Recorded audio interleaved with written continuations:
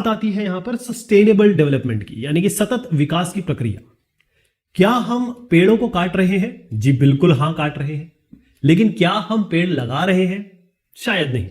We don't care, हमें interest ही नहीं है। पेड़ क्यों लगाएंगे हम? क्या हम पानी के जितने भी संसाधन है, चाहे वो रिवर हो, नदी हो, पॉन्ड हो, लेक हो, तालाब हो, जहां भी पानी है, क्या हम पानी बचा रहे हैं? पानी यूज तो हम कर रहे हैं, कोई दिक्कत नहीं, हम कार धो रहे हैं, हम वाटर स्प्लैश खेल रहे हैं, हम फन वैली कर रहे हैं, सब कुछ कर रहे हैं। लेकिन क्या हम पानी को जो गंदा कर रहे हैं उसके बारे में सोचते हैं? क्या हम वाटर पोल्यूशन के बारे में सोच रहे हैं? तो ये हम अगर ट्री नहीं लगाएंगे तो क्या होगा? अगर हम ये चीजें करते रहेंगे और उसके बारे में सोचे नहीं रहेंगे तो क्या होगा? लकड़ी और पेट्रोल, इसका तो हम यूज करते ही करते हैं। अब ये वो लकड़ी और अगर पेट्रोल का आप यूज करेंगे तो वो पोल्यूशन क्रिएट करेगा, कार्बन डाइऑक्साइड करेगा, कार्बन मोनोऑक्साइड करेगा, सल्फर डाइऑक्साइड करेगा। तो बहुत सारी चीजें इसमें ऐसी पैदा होती है जो आपको बहुत नुकसान करेगी।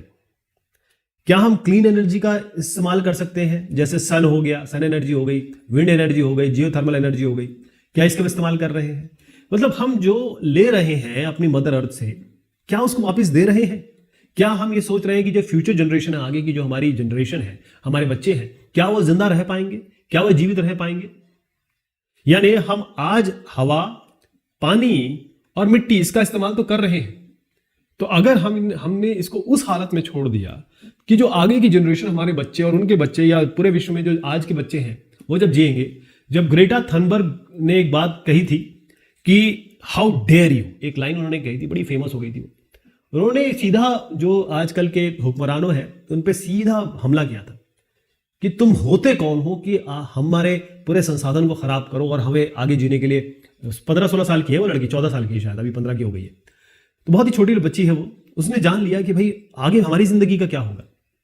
तो हम ये आज के जो इमीडिएट डेवलपमेंट है, आज जो डेवलपमेंट हो जाए उसी के बारे में सोच रहे हैं कि भाई वो बहुत अच्छा कि आज मजे कर ले, आज जिंदगी जी ले, क्योंकि पता नहीं कल हो ना हो, लेकिन कल तो है, किसी ना किसी के लिए तो है। तो आगे का जो लॉन्ग टर्म डेवलपमेंट है, यानी जो प्रक्रिया जिसमें बहुत आगे की सोच रखी जानी चाहिए या हम लोग रखना चाहते हैं, वो तो नहीं हो रही। हम क्या कर रहे हैं? अरे डन एंड डस्टेड, आज का काम हो गया, आज की जिंदगी हो गई, छोड़ो ना, कि इसके बारे में क्या सोचना, मरने दो, जाने दो, अपनी जिंदगी चल रही है ना, बस बहुत बढ़िया। What is sustainable development? इसका हिंदी में जो रूपांतर है वो है सतत विकास की प्रक्रिया।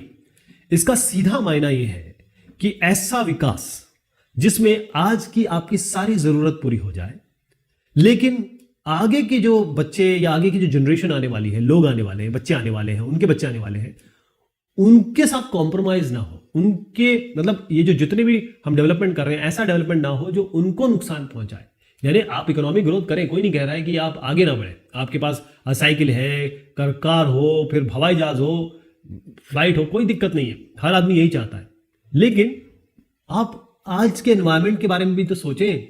जो सोशल वेलबींग है, लोग, बच्चे जो आगे आने वाले हैं, उनके लिए आप कुछ बचाएंगे ही नहीं, सब खा जाएंगे, सब खत्म कर देंगे, तो बेचारे वो कैसे जिएंगे?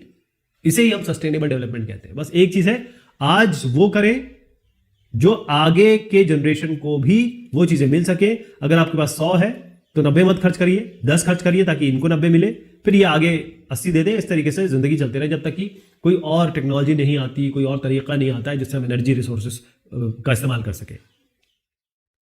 तो सतत विकास की प्रक्रिया या सस्टेनेबल डेवलपमेंट, इसका इंपॉर्टेंस क्या है? क्यों हम इसके बारे में बात करते हैं? इसकी इतना महत्व क्या है? तो इकोनॉमिक डेवलपमेंट का मतलब यह है कि हम ऐसा विकास कर रहे हैं, इकोनॉमी तो आप समझते हैं अर्थव्यवस्था, तो ऐसी अर्थव्यवस्था का विकास, इस तरीके का विकास जिसमें हम सारे रिसोर्सेस, संसाधन कुछ भी हो सकते हैं, खनिज संसाधन है, पानी है, हवा है, जो भी आप देखते हैं पृथ्वी हमें पैदा करके देती है और जिसका हम उपभोग करते हैं, वही हमारे रिसोर्सेस कहलाते हैं। तो हम क्या कर रहे हैं कि उनको बहुत तेजी से, क्विकली हम अगर यूज ना करें, आगे के फ्यूचर जनरेशन के लिए बचाएं। अगर नहीं बचाते हैं तो एनवायरमेंटल प्रॉब्लम्स होंगी, यानी पर्यावरणीय अर्थव्यवस्था, पर्यावरणीय व्यवस्था कहूं तो ज्यादा अच्छा रहेगा, वो खराब हो जाएगी। आज भी आप देख रहे हैं बिन बादल बरसात हो रही है, बिन ऐसे जगह बर्फ गिर रही है जहां जरूरत नहीं है, सारे जो ग्लेशियर हैं वो पिघल रहे हैं, वाटर राइज हो रहा है, कार्बन डाइऑक्साइड बढ़ते चला जा रहा है। तो जो चीज आज हो रही है वो आप सोचिए, इमेजिन करिए कि आज आगे के 10 साल में क्या होने वाला है, आगे के 50 साल में क्या होने वाला है। तो जो पॉपुलेशन बढ़ती चली जा रही है, जरूर देखिए पॉपुलेशन बढ़ना कोई खराब बात नहीं है, जितने पॉपुलेशन बढ़ेगी उतने उतने ज्यादा लोग काम करने के लिए होंगे, आपके देश को आगे चलाने के लिए होंगे। इंडिया और चाइना में ऐसे ही है। लेकिन अगर पॉपुलेशन इतनी ज़्यादा बढ़ जाए और वो तनख्वाह इतनी ज़्यादा बढ़ जाए कि भाई सारे जो गुड्स हैं, सामान है, उनका कंजम्पशन शुरू हो जाए, मतलब हर नेचुरल रिसोर्सेज को लोग यूज़ करना शुरू कर दें। क्योंकि नेचुरल रिसोर्सेज बनने में आप सोच लीजिए, पेट्रोल बनने में कितना समय लगता है, लाखों साल लगते हैं। डीजल बनने में कितना साल लगता है, लाखों साल लगते हैं, क्योंकि ये सब क्रूड ऑयल से आता है। क्रूड ऑयल जो होता है जिसे हम खनिज तेल कहते हैं, उसको बनने में कितना समय लग जाता है, लाखों साल लग जाते हैं। तो अगर आप यूज़ करते हैं, आप कहेंगे ये तो प्रकृति देती है, लेकिन आज देती है ना, उसके बाद मिलियन साल बाद देगी, फिर क्या होगा, आपके बच्चे क्या खाएंगे, आपके बच्चे क्या यूज़ करेंगे, ज़मीन आप खराब कर देंगे, ज़मीन की उर्वरता आने में हज़ारों साल लग जाते हैं। तो आज जब हमारे पास बहुत अच्छा पैसा हो गया, पॉपुलेशन बढ़ रही है, तो जो कंजम्पशन ऑफ गुड्स है, खासतौर पर देखिए जो सामान का इस्तेमाल हो रहा है, हम बस सामान का इस्तेमाल करते हैं, कचरा फेंक देते हैं, है ना। तो इससे क्या हो रहा है कि हम जब लोग बढ़ेंगे, इनकम बढ़ेगी, तो लोग वो भी होंगे जो प्रोड्यूस करेंगे इसको। तो जब भी प्रोडक्शन होता है, नेचुरल रिसोर्सेज का उपयोग तो होता है। मान लीजिए कि अगर आपको कोई सामान चाहिए तो एक कंपनी बनाएगी तो वो नेचुरल रिसोर्सेज का यूज करेगी। नेचुरल रिसोर्सेज का यूज कर रही है, इसका मतलब नेचुरल रिसोर्सेज ये भी खत्म कर रही है और आप भी इसका उपभोग कर रहे हैं, है ना। तो सोसाइटी को, समाज को सोचना पड़ेगा, इसको चेंज होना पड़ेगा, इसको अपने आप में परिवर्तन लाना पड़ेगा कि जो हमारी डेवलपमेंट स्ट्रेटेजी है, जो हमारी विकास की सोच है, प्रक्रिया है, वो ऐसी ना हो कि वो हमारे पर्यावरण को नुकसान पहुंचा दे, डिस्ट्रॉय कर दे, खत्म कर दे। ये कैसे हो सकता है, जब आप खुद एक समझदार आदमी बने। इंडिविजुअल प्रैक्टिस से आएगा ये, कोई ऐसा नहीं कि कोई ग्रुप खड़ा हो गया कि भाई आरे के जंगल जो है वो कटने नहीं चाहिए, है ना। ऐसे तो होता है कि बहुत ग्रुप आ जाता है, लेकिन ये जो लोग हैं, ये समझदार लोग हैं, ये खड़े हुए। अब बहुगुणा साहब हैं, आपको याद होगा कि जिन्होंने चिपको आंदोलन शुरू किया था, अब उनकी अभी भी पिछले साल डेथ हो गई।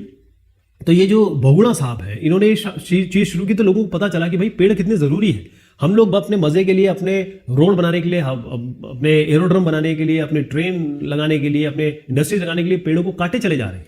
तो भाई ये जो तरीका है ये सही नहीं है। हम हर आदमी को सस्टेनेबल लाइफस्टाइल के हिसाब से आगे बढ़ना पड़ेगा। सस्टेनेबल मतलब ऐसा जिंदगी आज जिए ताकि आगे के लिए भी रिसोर्सेज, संसाधन बचे, अपने बच्चों के लिए, अपने आगे के फ्यूचर जनरेशन के लिए, क्योंकि आपके भी तो बच्चे होंगे ना, आगे कभी ना कभी तो होंगे। तो जो नेचुरल रिसोर्सेज है, जो हमारी प्राकृतिक संपदा है, वो बहुत ही कम है, बहुत स्केर्स है। अगर इसका हम इस्तेमाल सही से नहीं करेंगे तो ये खत्म हो जाएगा। जैसे मान लीजिए आपके पास पानी नहीं आता है, अगर आप ऐसे गांव में होते हैं जहाँ वाटर नहीं है, तो आप क्या करते हैं, बाहर से वाटर लेके आते हैं और उस पानी का आप एक एक बूंद इस्तेमाल करते हैं, ऐसा होता है ना।